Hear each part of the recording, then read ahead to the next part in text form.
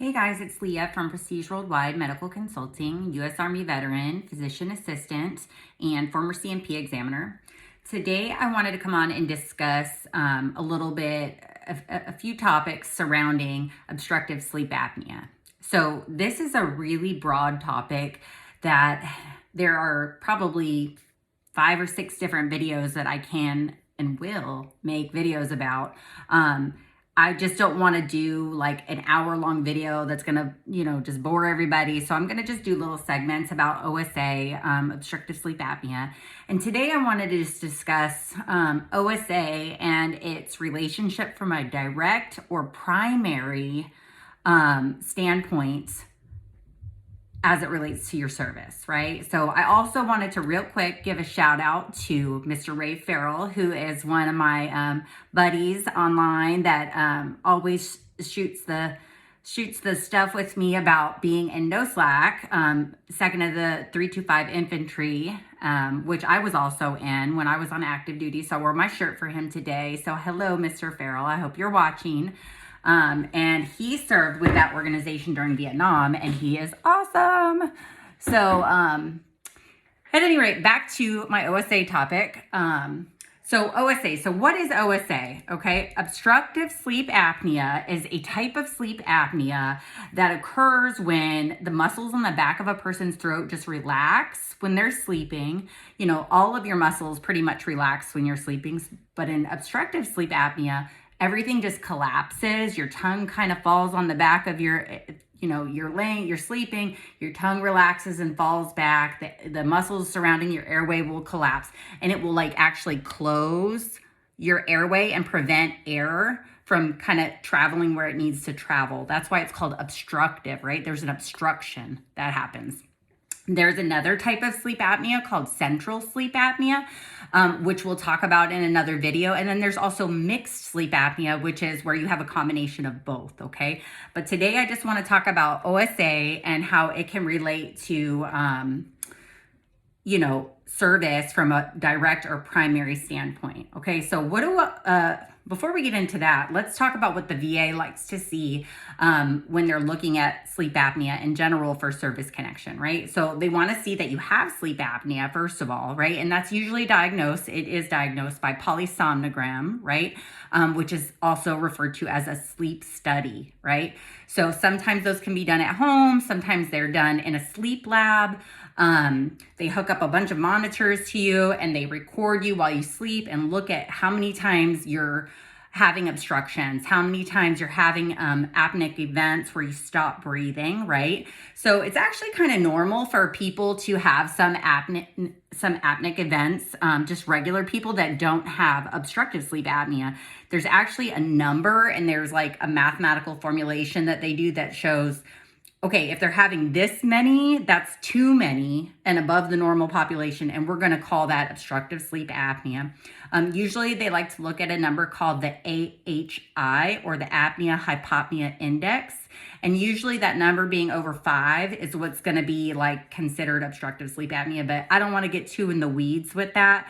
The important thing for you to know is that they're going to want to see that you've had a sleep study test done that confirms that you have sleep apnea, right? So if you're just saying, oh yeah, I have sleep apnea, my doctor diagnosed it for me 10 years ago. Well, do you have a copy of the sleep study? If you don't, you're probably looking at, maybe they're going to order you a new sleep study. Maybe not. I don't know. They want to, so A, have you been confirmed having sleep apnea by a medical professional, right, with polysomnogram? And then B, that it either is related to your service because you were diagnosed with it in service, or it's proven that it's directly related to your service, or that it's related on a secondary basis to another condition, okay? And so I'm going to do some cool videos about secondary conditions, but real quick, so if you're service connected for one thing and it causes another thing, that is what I mean when I say a secondary condition. So in this instance, I see a lot of veterans that are rated for PTSD, depression, anxiety, mental health disorders, and then they develop sleep apnea and they're able to get that service connected to the mental health condition.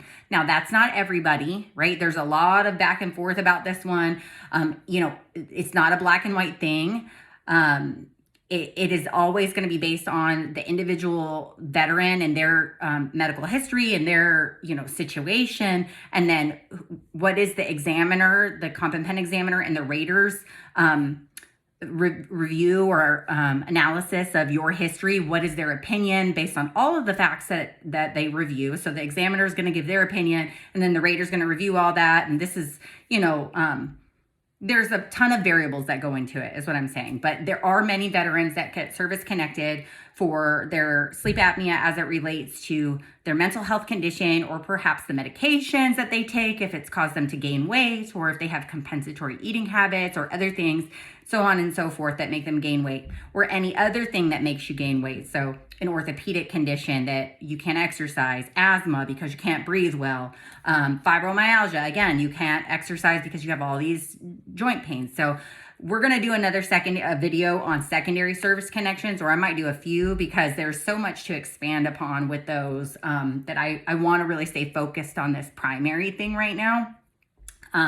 But GERD also is related in some cases. Sinusitis, deviated septum, if you were, punched in the face on active duty or had an injury to your nasal septum, that can also contribute.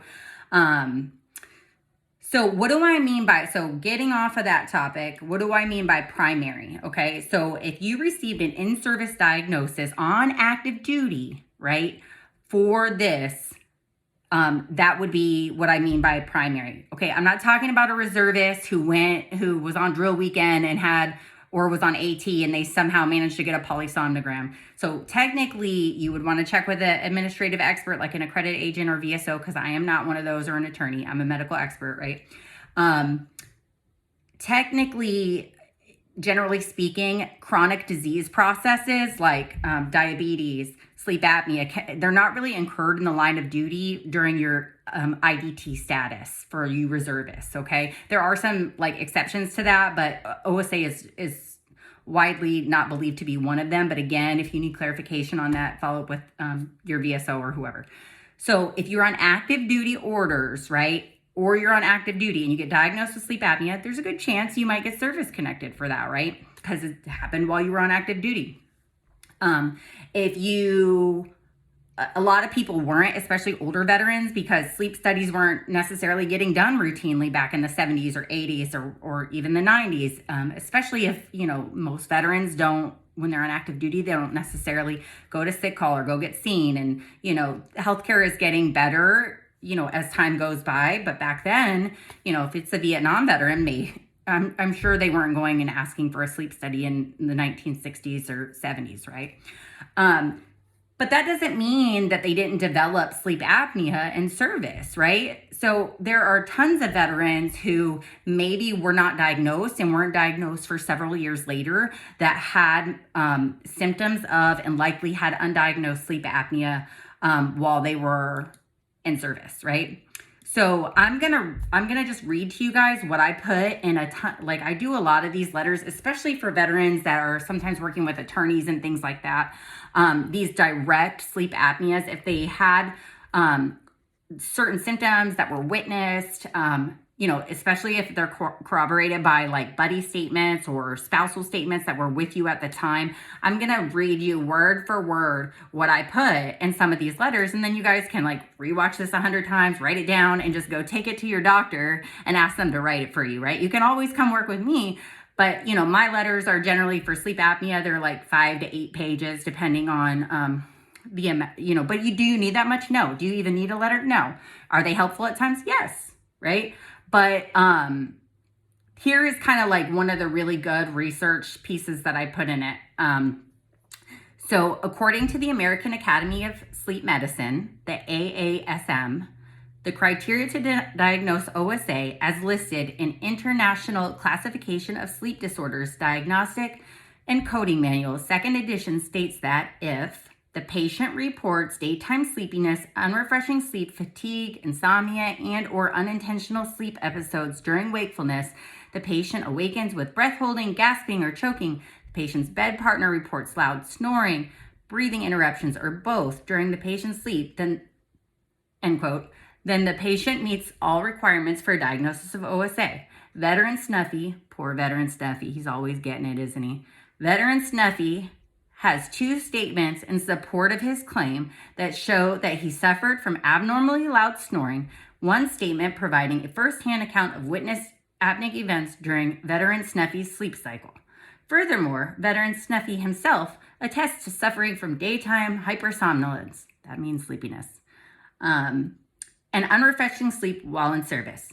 The diagnostic criteria, as outlined by the AASM, combined with veteran Snuffy's buddy statements and personal history, suggest that the veteran was suffering from undiagnosed OSA while in service, and that his condition has worsened over time, which is consistent with the natural progression and development of OSA, right?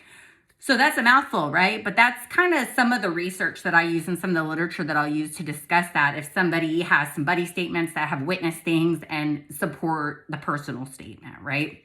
So lastly, I'm just going to quickly go over the rating criteria for OSA. This is not my specialty either, but I thought I'd throw it in here just because I know that veterans like to kind of know this stuff. So 0% is going to be the rating if somebody has a diagnosis of sleep apnea, but they're completely asymptomatic. I don't really see that very often, but that's a thing, right? 30% is awarded if they're just chronically tired during the day, but that's it, okay? They don't really wear a device or CPAP or mandibular device or anything like that, okay? 50% is usually the most common that we see, and it's assigned if they use a CPAP machine or some other device, right? There are people out there that say that it has to say required, the use of versus uses. I don't know. Get with your VSO on that. I mean, in my opinion, as a former examiner, if you use a CPAP, I assume that it's required for you to use because that's why it was prescribed, right?